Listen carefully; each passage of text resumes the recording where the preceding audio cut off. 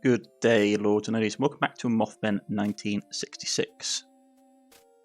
Now, where did we leave off?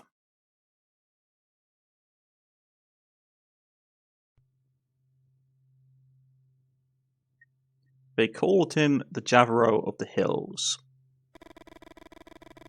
What he did lack a ritual component. It had nothing to do with taxidermy business, even less with mummification. His shrunken animal heads were art, sold as collector's pieces. One afternoon, Lem, his own nephew, stole a bear head. The head had been emptied of viscera and was floating in a solution his uncle used in the early stages of miniaturization process.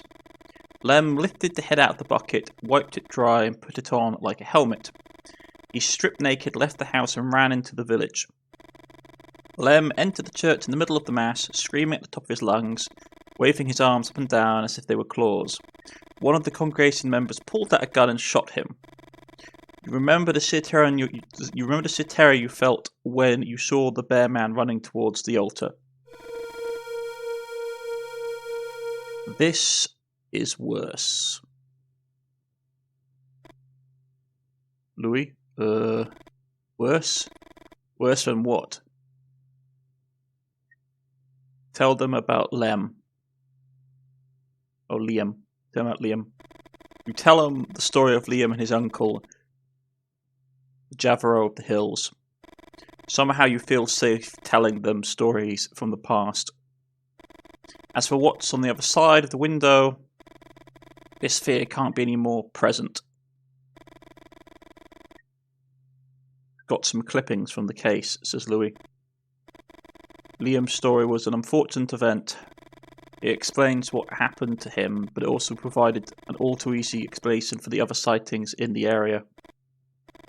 The dog man, the owl woman. Many people told me stories about similar creatures in the moose. Louis adjusted his glasses. Louis Refill Hill. You think I don't know what they call me in town? It may be true that some people make up stuff to get a beer, but imaginations have limits.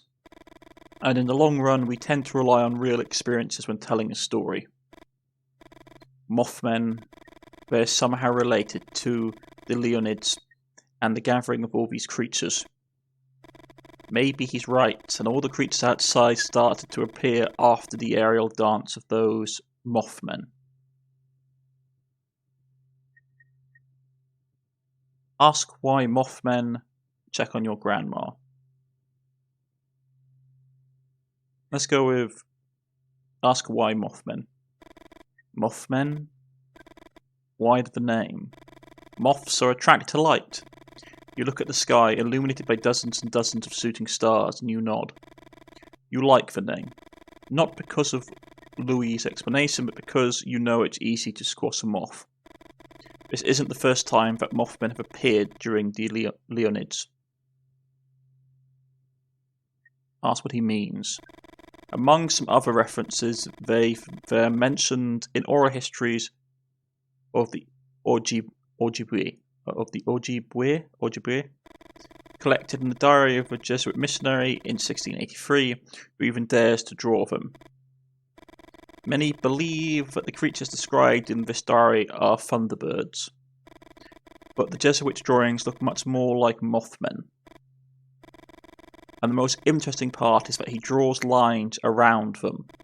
Some researchers think that these lines are kinetic, a way of representing the speed of the creature. Leo slides finger across the glass, following the trajectory of a shooting star in the sky. But I think these drawings depict Mothmen with the Leonids in the background.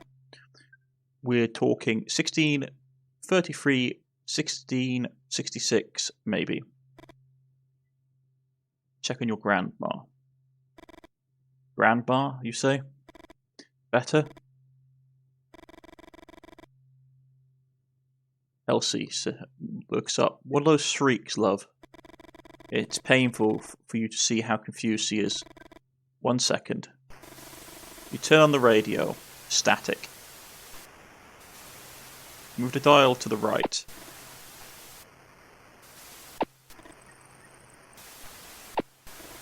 No matter which way you turn the dial, all you hear is static. You never sung at the Moose. Not even on those nights when everyone egged you on and the booze in your system had drowned your inhibitions. Almost without realizing it, you start singing the lullaby Elsie used to sing to make you sleep. Although more than 40 years have passed, the words come to your mind one after the other. You close your eyes and caress her hair, singing all the time. As soon as you feel the rhythmic breathing of your grandmother, you get up. What was that? Says Victoria. Lee? Victoria tries to hug Lee while he blabbers something you don't understand. At no time does he look up. Where the hell have you been? Victoria? I thought... But he's here now, you say. Give him some space. Thank you, says Lee. He takes a few seconds to start speaking. I think I got lost in the forest, says Lee. Babe, take it easy. Victoria grabs his arm and Lee tries to smile. I thought I heard the sound of a river, and I felt someone looking at me. After walking for a while, the noise was deafening.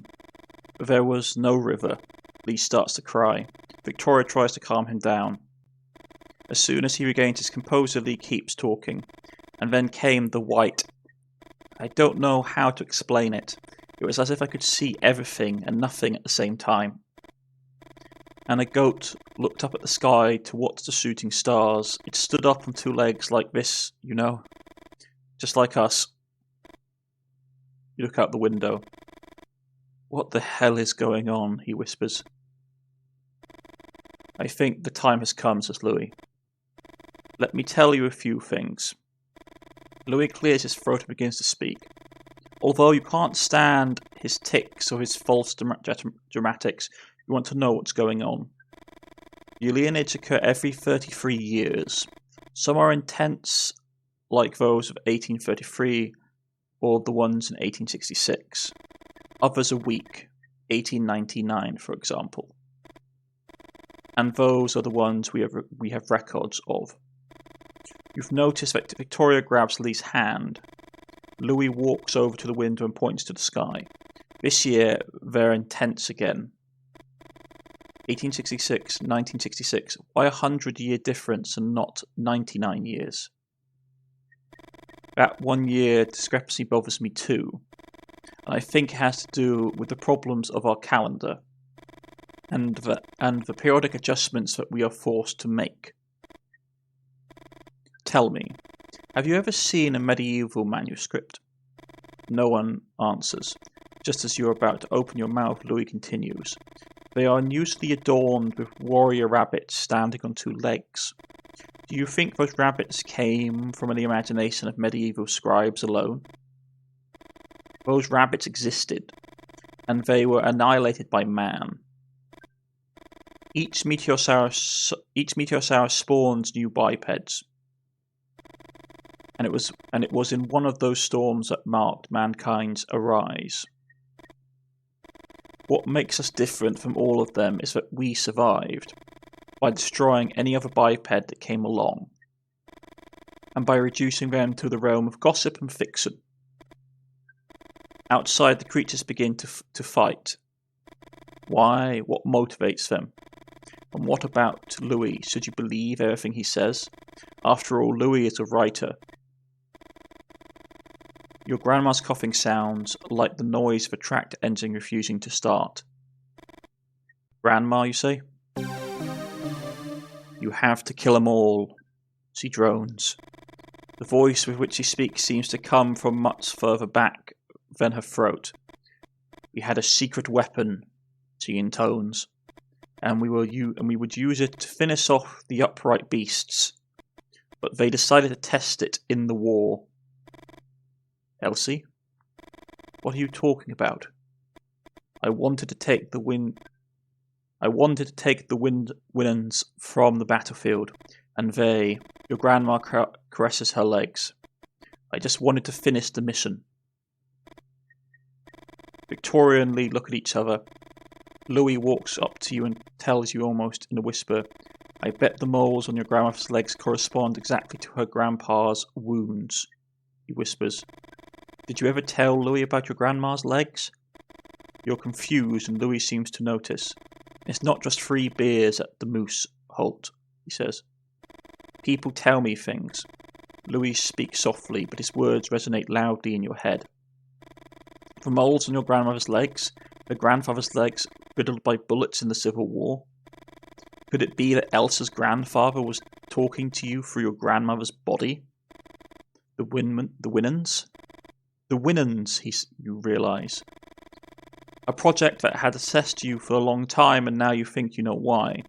You decide not to think too much about Elsie, her grandfather, the moles, the men in black. You're terrified that behind all of your decisions, something more than your own free will was at work. Come on, says Holt. The Winans, says Elsie. Quick, let's get her out. No, says Holt. It's still not working. What do you mean it's not working? It has some kind of safety mechanism, and I still haven't been able to assemble it successfully. Here, see? The L's, says Louis. You look at Louis with curiosity. On the blueprints there, those L's are the rubric of the secret society founded in the middle of the last century. It's not so secret if you know about it, is it? Louis doesn't answer you. Why the L? Some say it's because of the way the knight moves on the chessboard. Others say it's because of Lewis Carroll. The author of Alice in Wonderland, says Lee. Exactly. Let him keep talking. Louis closes his eyes, holds a hand to the bridge of his nose, and clears his throat. Can this guy be any more affected? A stick I found that weighed 2 pounds. I sawed it up one day.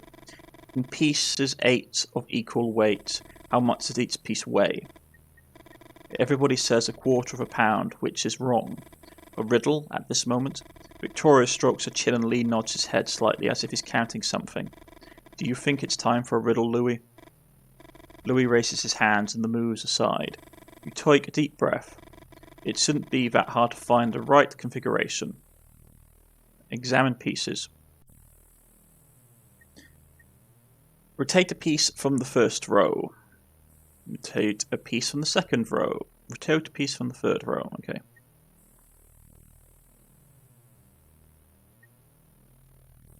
Okay. So we have to make L's, I take it. Yeah. Okay.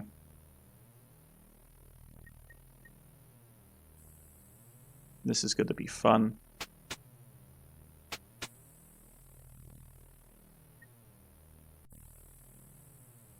I was never a fan of these. I guess we have to line everything up.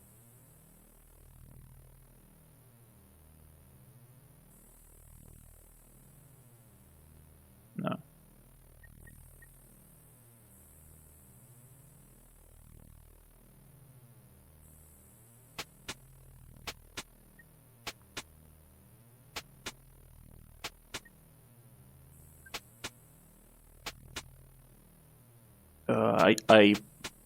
I hate puzzles like this, to be honest. It really does my head in. I take these L's are the ones that we really need to get, because they're different colours from the rest.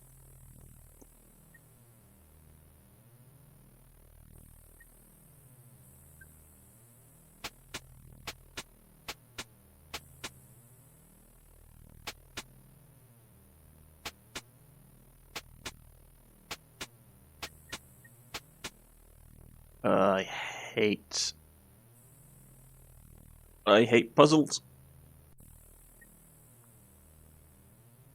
There's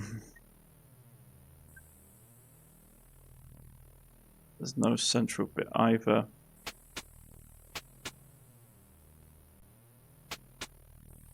Man. If it's one thing I dislike about games like this, it is the sort of How am I supposed to do this?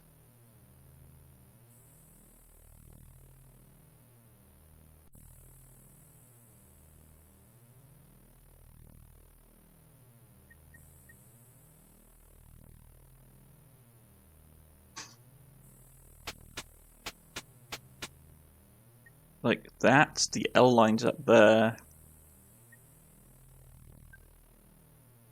So we've got a couple of L's forming.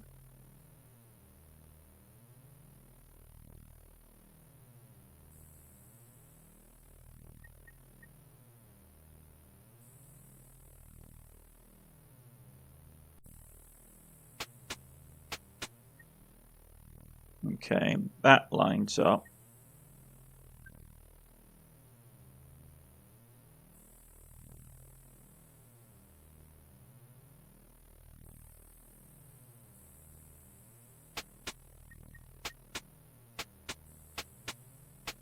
It has to be this one. Yeah, okay. So that lines up. And then that lines up.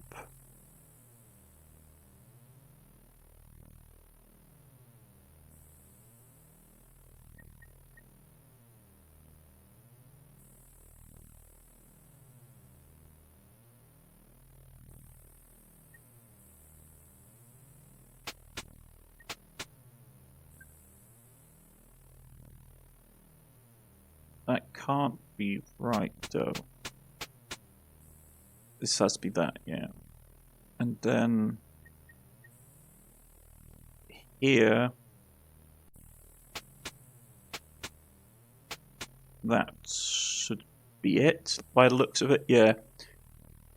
Not so hard, but what you sort of had to just try to figure out the rhythm to it. I'm not a massive fan of puzzles myself, but let's go. The mechanism locks into place with a click. Although outside the creature's shouts are getting louder, you can't help but feel a certain happiness. The Winans is finally complete. Now, everybody out. Elsa stands next to the Winans holding a rifle. Lee, Louis, and Victoria stand back a little. You crack your knuckles and take a deep breath. At the helm of the Winnan steam-powered machine gun, you feel something strange. You find it hard to put it into words. It's as if somehow the present has given way to the past. Rabbit men, says Elsie. They are weak creatures. Cannon fodder in the war against the upright beasts. Aim for the left, because that one's closer.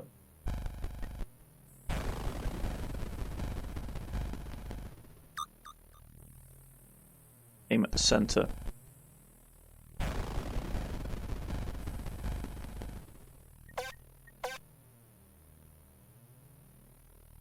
Okay. So we have to go right.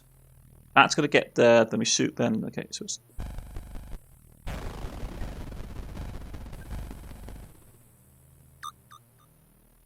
Then left. Then center. There's another puzzle. Okay. Beware the dogmen. They behind the rabbit men. The dogmen are more resistant than the rabbit men. And if we hurt them without killing them, they get mad.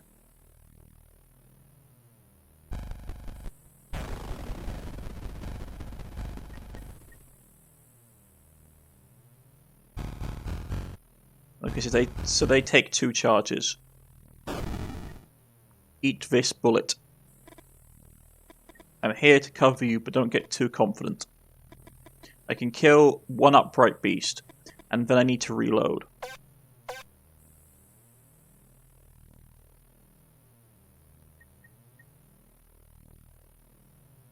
Hey, where are you going? They're fleeing inside. Okay. So...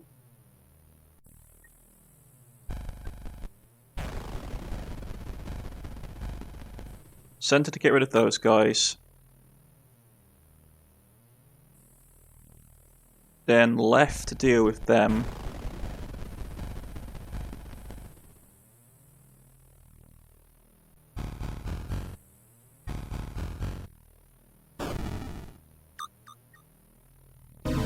Okay, the beast attack whilst he tries to reload the rifle and the machine gun cools down. Although you try to defend yourselves, the jaws of the creatures close around your necks and bleed you deaf. Okay. How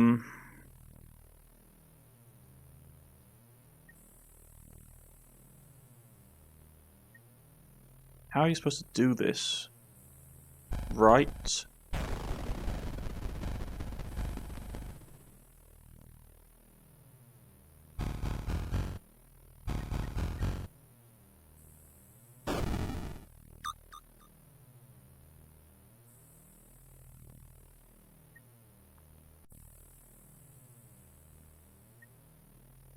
Center.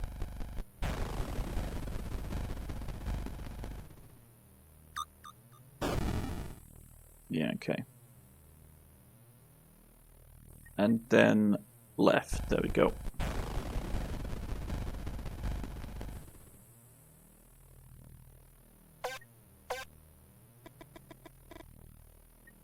Two men and a woman.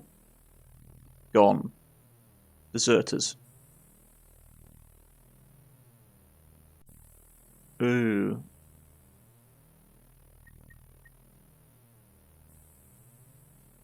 Send LT to look for the rest. Stay shooting bipeds. Problem is, if she goes, I can't survive this wave because they're going to get on top of me.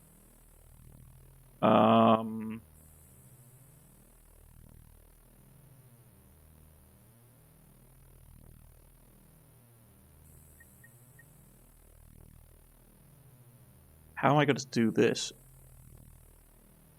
Send Elsie to look for the rest. You shake your head from one side to the other.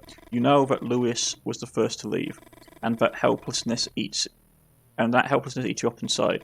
Go look for them. But if we're going to fight here, we fight all together.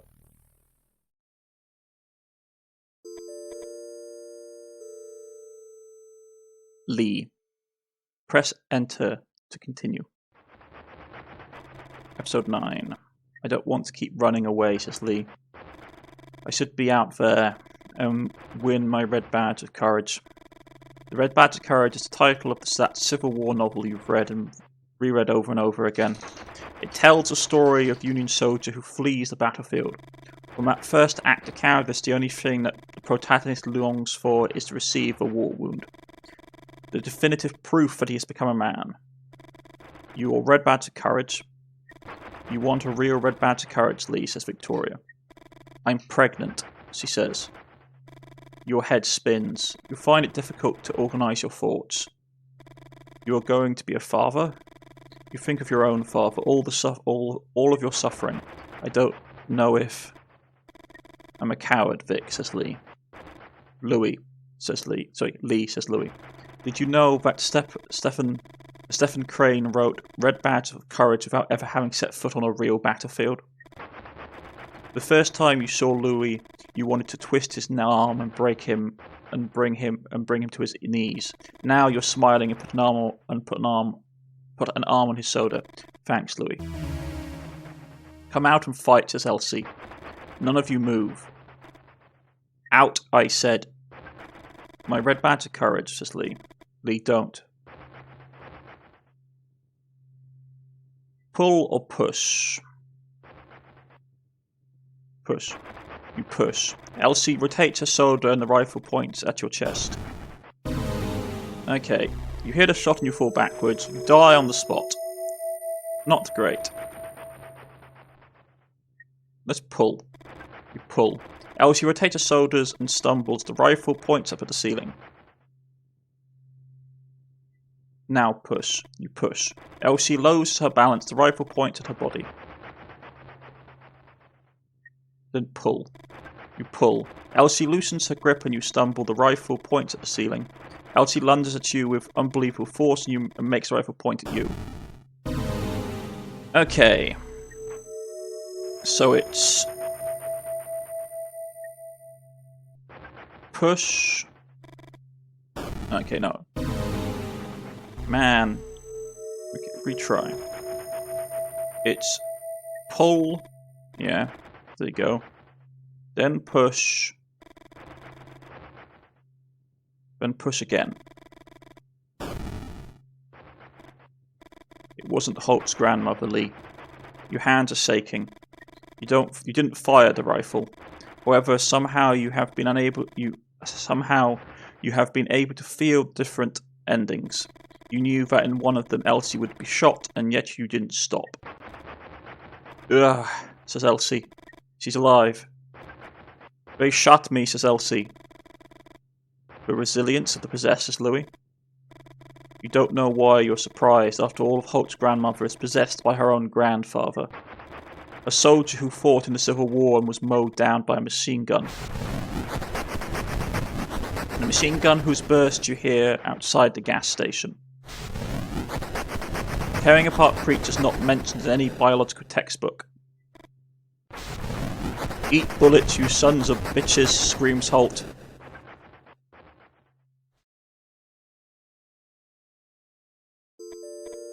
Chapter 10. Now, you don't think about it too much. As Holt fires the Winans machine gun, you run as fast as you can. If you want to survive, you have to get away from here. The only word you can think of to describe what you're seeing is pandemonium. And not only in the traditional sense. A place for noise and confusion. But in the original sense of the word. The place where all demons congregate. Lee tries to make himself heard over the gunfire and he shrieks, and the shrieks of the creatures. To your left, Vic, he shouts. Okay. Creature catches you and you feel their claws ripping your belly open. Horror clouds your vision and you lose consciousness. Okay, so we die. You never to wake again. Okay, let's try. So it basically... Okay, so he's warning us. Okay, so we get slashed. Okay, so we can't duck.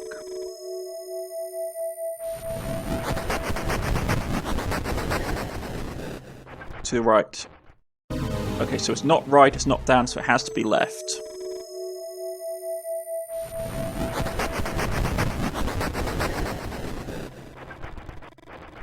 You feel jaws closing not far from your neck. You try to run faster. Duck down and feel claws of the creature graze at the back of your neck. You keep running. The pigman tries to grab your arm, but you manage to get away. You're almost there. You get into the car and slam the door shut. You hear a knock and you jump. You hear a knock and jump in your seat. Let's go, let's go. Lee speeds up, and the pandemonium is soon behind you. You think about Lee's previous car. What a clunker. And now you know how Lee managed to buy a car like this one, Holt told you. Poor Holt.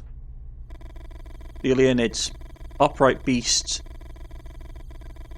interfamilial possession, experimental weapons, the Order of the Elves, Men in Black and Mothman. There they are, the topics of my next book, says Louis.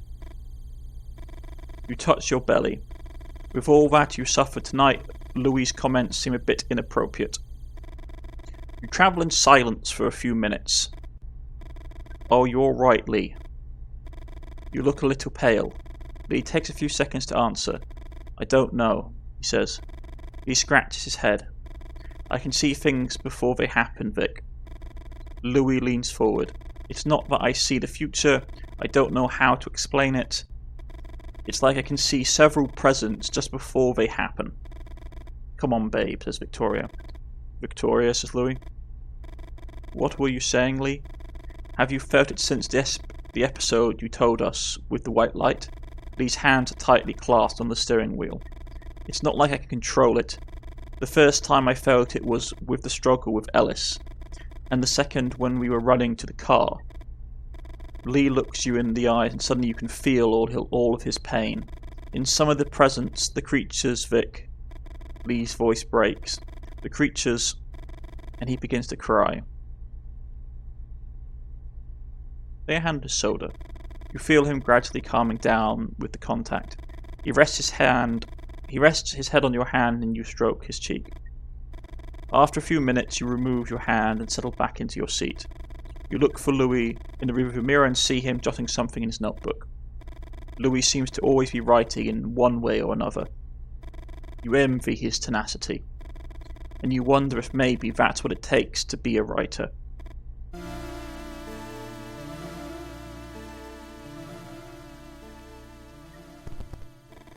Lee steps on the brakes and opens the door on his side.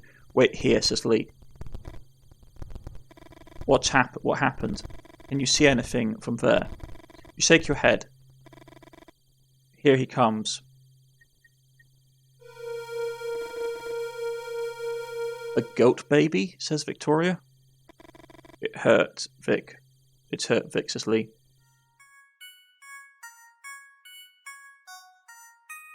They look at each other. Although neither of you say anything, you think you know what you have to do. Lee kisses you on the mouth and starts the car. In the back seat, Louis clears his throat. I don't want to be anticlimactic, but demonization of the god Pan, Satan, as a male goat. You do know that there are records throughout history of bloody wars against goatmen, don't you? The end.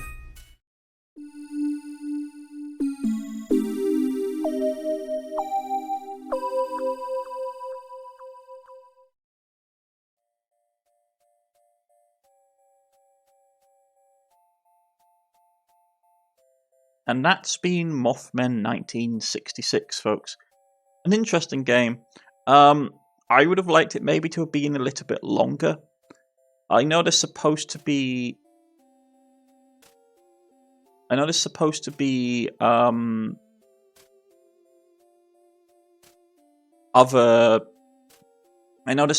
like... I think there's supposed to be other endings. Oh, I suspect there is, judging from this. Or maybe this is the single ending, we'll see in a second. 8 years later. Interesting. Almost missed it.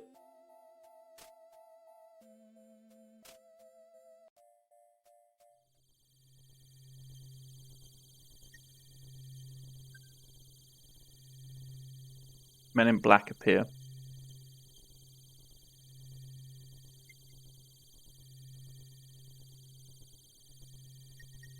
They are watching. The goat boy.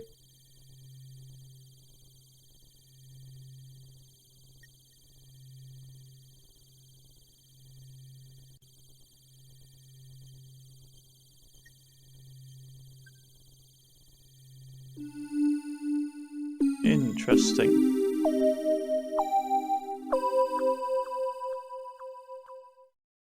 I wonder what happened to Holt, to be honest. So let's see. What did we get? All possible deaths. What's the credit until the end? Survive all cryptid waves.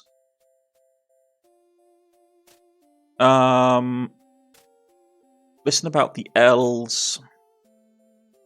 Answer properly to an unheard question. Okay. So I think the only things we sort of missed were not doing all the combat waves, which were another puzzle. Interesting. But that's been Mothman 1966. An interesting little game. I liked it quite a lot. I'd like it basically to be longer, to be honest. Didn't really feel long enough. And I would like to have known what happened to Holt, to be honest, as well. We just sort of leave him to the fight. I think it's presumed that he gets killed. I don't know. It's not stated what happens to him or what happens to Louis. But yeah, that's been an interesting little take. I did like it quite a lot, I must admit. Let me know what you think. I've been Cornish-knight. This has been Mothman 1966, and I see you next time for our next series on Friday. Goodbye, folks.